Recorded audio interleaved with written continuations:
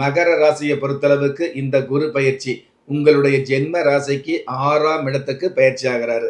6ஆம் இடம் அப்படிங்கிறது மறைவு ஸ்தானமாக சாஸ்திரத்துல சொல்லப்பட்டிருக்குது.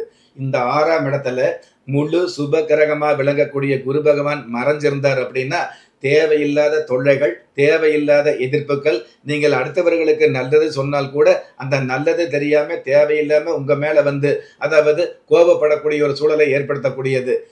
அதாவது தன்னுடைய வாழ்க்கையில நல்ல விஷயங்களை சொன்னால் கூட, அது வந்து நடுத்தரமான நன்மைகளை கொடுக்காம, தேவையில்லாத தொல்லைகளை கொடுக்கக்கூடிய அமைப்பில இந்த குரு பயிற்சி அமையுது அப்படிங்கிறது நம்ம தெரிஞ்சுக்க வேண்டிய விஷயம்.